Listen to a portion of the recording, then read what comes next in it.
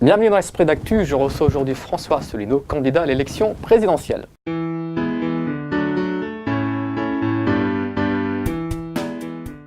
Merci François Asselineau d'avoir accepté notre invitation.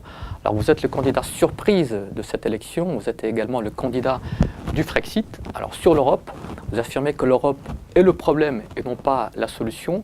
Est-ce que vous ne craignez pas d'être caricaturé? Est-ce que vous ne craignez pas d'être accusé de faire de l'Europe le principal bouc émissaire de tous les problèmes rencontrés par la France?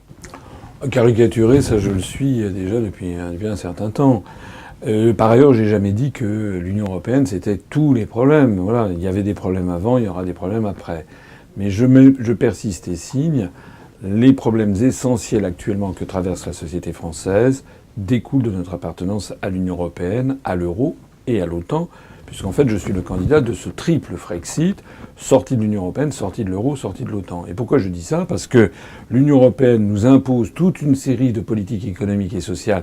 On sait d'ores et déjà ce que va être la politique du prochain président et du prochain gouvernement, sauf si c'est moi. Les 10 autres candidats, alors ils proposent, on va rendre l'Europe... C'est facile, hein, oui, je vais rendre l'Europe plus démocratique, et si ça, personne n'y croit. Madame Le Pen, Monsieur Mélenchon disent, je vais renégocier les traités, qui le croit encore? En réalité, à partir du mois de juillet, si une de ces personnes était élue, après les élections législatives, eh bien, il serait obligé de mettre en œuvre le rapport du 18 mai 2016 de la Commission qui exige quoi? La baisse de l'impôt sur les très grands groupes, les très grandes sociétés, l'augmentation de la TVA pour monsieur et madame tout le monde va payer un petit peu plus cher, la diminution des prestations de chômage, la déréglementation des professions réglementées, les artisans taxis par exemple, les docteurs, les pharmaciens, etc. vont être ubérisés. C'est également la démolition du droit du travail, des droits sociaux. On va prolonger la loi El Khomri, la loi Macron. Et puis c'est également la rigueur maintenue. Et c'est encore la diminution des prestations à toutes les collectivités locales, les fusions forcées de communes. C'est ça, en fait, qui nous attend. Moi, j'appelle ça une dictature, parce qu'on voit bien que les Français vont voter à droite, à gauche.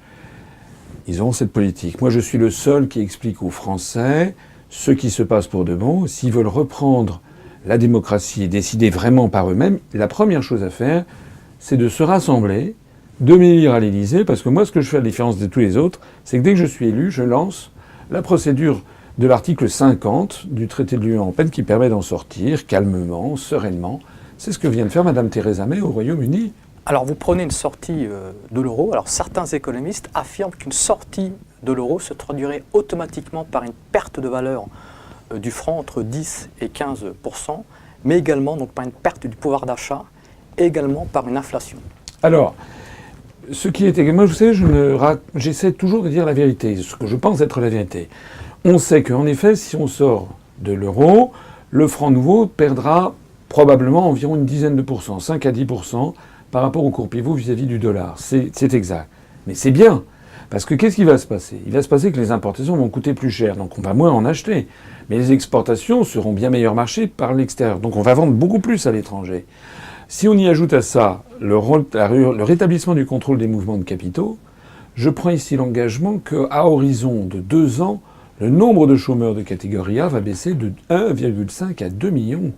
Parce que les autres, ils proposent quoi pour résoudre le chômage? Vous savez, ce qu'ils proposent, c'est toujours des trucs, vous savez, du pipeau, quoi, ou du violon. C'est-à-dire un contrat emploi jeune 21e siècle, un contrat emploi machin truc. Tout ça, ça sert à rien. Les problèmes sont des problèmes généraux, macroéconomiques, comme on dit. En fait, l'euro est trop cher pour la compétitivité. Mais Mitterrand disait qu'on avait tout essayé contre le chômage. Oui, mais c'était une autre époque, il n'y avait pas l'euro à l'époque. Actuellement, c'est le fait que notre monnaie est trop chère par rapport à la compétitivité de l'économie française. Je voudrais dire un mot. C'est pas parce que le nouveau franc perdra 10% par rapport au dollar que le niveau de vie va baisser de 10%. Ça, c'est pas vrai du tout. D'abord, les produits d'importation, c'est seulement 30%, donc ça ferait simplement 3%. En plus, les exportateurs internationaux voudront essayer de conserver des parts de marché. Mais est-ce qu'on peut comparer le Brexit avec le Frexit, puisque l'Angleterre, elle, n'était pas dans la zone euro? Voilà, alors c'est à la fois comparable et pas comparable. Madame Theresa May veut sortir de l'Union européenne pour récupérer justement les manettes, elle peut définir ses lois, c'est ce que je veux aussi, mais c'est vrai que le Royaume-Uni n'était pas dans l'euro, il est dans la livre sterling. Cependant, À partir du moment où ils ont voté pour le Brexit, la livre sterling a perdu 10% à peu près, justement, par rapport à l'euro et par rapport au dollar. Quelles en sont les conséquences maintenant, 10 mois après? Une augmentation considérable des exportations britanniques, une baisse des importations, une augmentation considérable de l'emploi. Le chômage est tombé à 4,6% au Royaume-Uni. Nous, on est à 10,6%. Et puis des investisseurs internationaux qui, contrairement à ce qu'avait dit le Fonds monétaire international, Madame Lagarde avait dit si jamais vous votez pour le Brexit, ça va être l'apocalypse financière, mais pas du tout. Les investisseurs internationaux, ils se sont aperçus finalement qu'ils avaient une main-d'œuvre britannique qui coûtait 10% moins cher.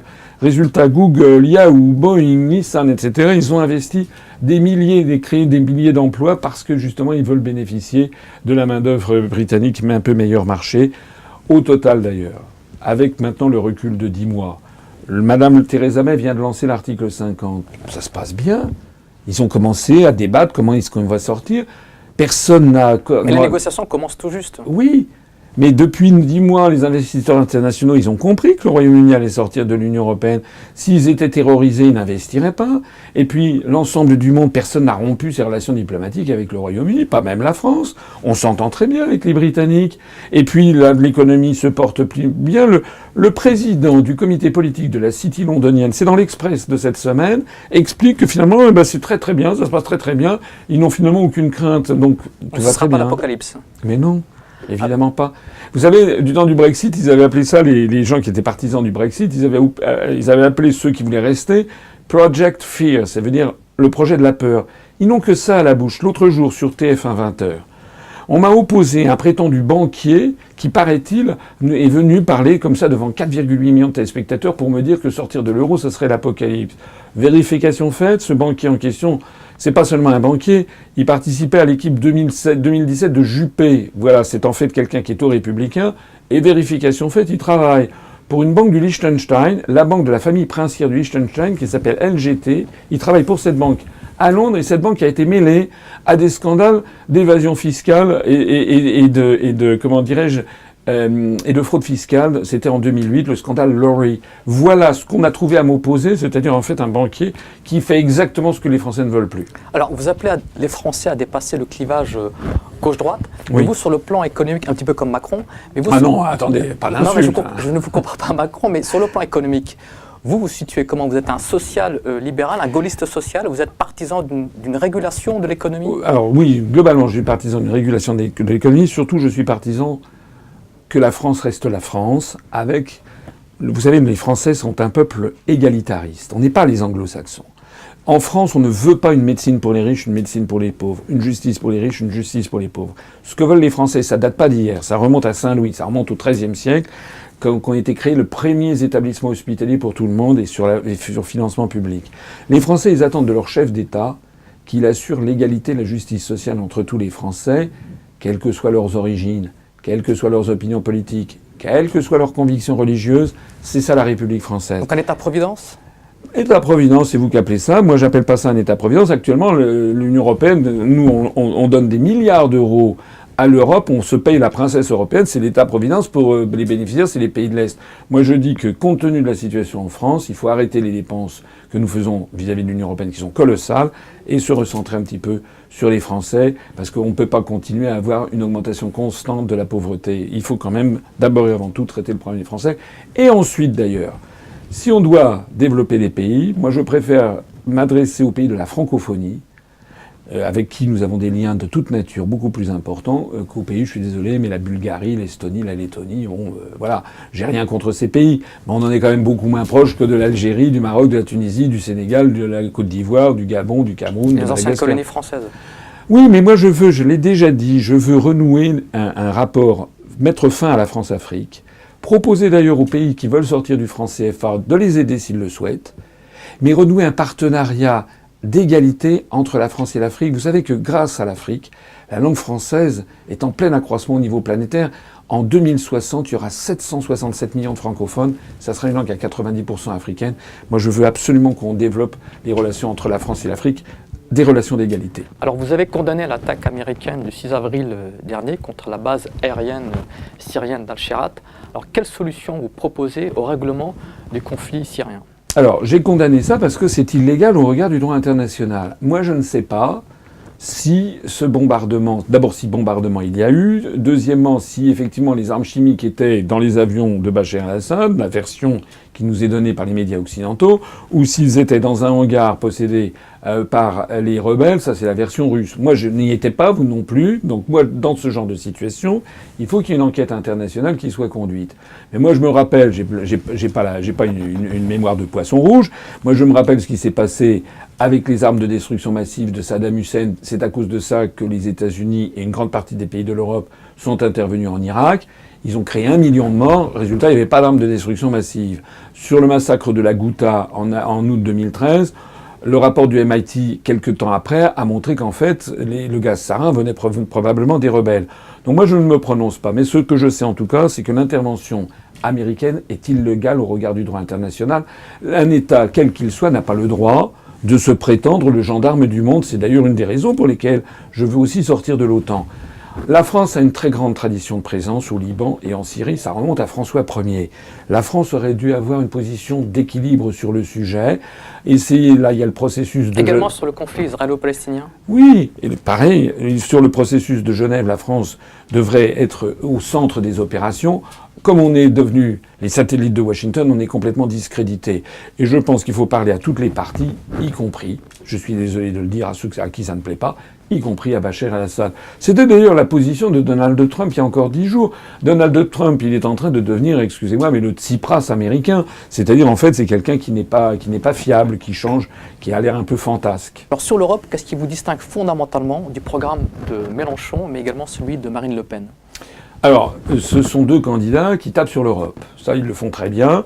D'autant plus, d'ailleurs, qu'ils me copient un certain nombre d'éléments. Madame Le Pen, qui n'y connaît rien, sous-traite à Philippot les opérations qui vient copier ce que j'écris. Et puis, Mélenchon, il fait pareil. L'autre jour, à Marseille, il a même eu le culot de se mettre une branche d'olivier. C'est le logo de l'UPR depuis 8 ans. Bon. Alors, pour critiquer, ils sont très bien. Mais ensuite, on fait quoi ? Ils proposent l'un comme l'autre de renégocier les traités européens. Eh bien, moi, je dis qu'on ne peut pas. Bien sûr qu'on peut théoriquement, mais concrètement, c'est impossible parce qu'il faudrait l'accord unanime des 28 gouvernements pour rouvrir les négociations, avoir un nouveau traité au seul bénéfice de la France, et on demanderait aux 27 autres États de nuire à leurs intérêts nationaux. Il n'y a qu'une seule solution, c'est de sortir. Mais attendez, et puis il faut encore les 28 peuples, il faut 56 accords unanimes. En 1997, Lionel Jospin avait dit qu'il allait renégocier les critères de Maastricht. Berny, qu'il n'a rien renégocié du tout. En 2012, François Hollande a dit qu'il allait renégocier le traité TSCG. Il n'a rien renégocié du tout.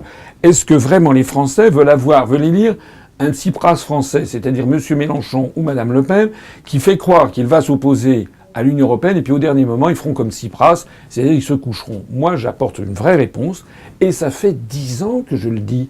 Allez regarder les professions de foi de Mme Le Pen, qui, elle, passe son temps à taper sur les immigrés et sur les musulmans. Allez regarder les professions de foi de M. Mélenchon en 2012. L'un et l'autre ne disaient absolument pas ce qu'ils disent maintenant.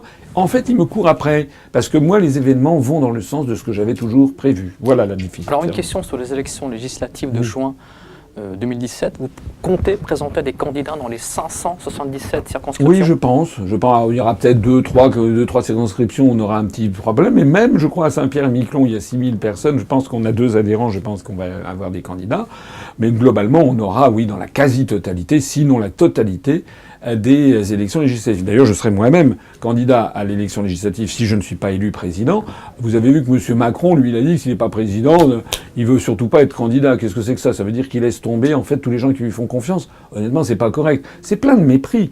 Moi, je vais aller au charbon si je ne suis pas, comme je vais au charbon depuis 10 ans, parce que c'est une œuvre collective. Eh ben, on va être présent partout, dans toutes ces circonscriptions, et on va faire un score, vous allez voir. Alors, une question sur les bookmakers anglais, oui, qui vous placent en 5e position devant Hamon avec une cote de 100 contre 1. Oui, devant Hamon, devant Dupont-Aignan, etc. Ben, la moindre des choses, ça me fait sourire. Je n'y porte pas une attention plus importante que ça, mais vous savez, c'est aussi fiable ça. C'est même plus fiable, à mon avis, que les sondages qui nous sont déversés par les grands médias français. Parce que là, au moins, les gens, ils jouent de l'argent. Donc, ça veut dire qu'ils y croient. Les sondages des grands médias français ne les... Mais c'est quoi un bon score pour vous ? Écoutez, je pense que je vais faire un bon score. J'appelle ici, d'ailleurs, toutes les personnes qui m'écoutent. Il ne faut pas qu'ils votent en fonction des sondages et ci et ça. Il faut qu'ils votent en fonction de leurs convictions et de la personne qui leur paraît la mieux à même, le plus compétent, le plus droit, le plus réglo, celui qui a le plus la compétence, l'expertise, mais aussi le courage de diriger la France pour le bien du peuple français, je crois que c'est moi. Merci à vous François Asselineau, donc à très bientôt pour un autre numéro de l'Esprit d'Actu.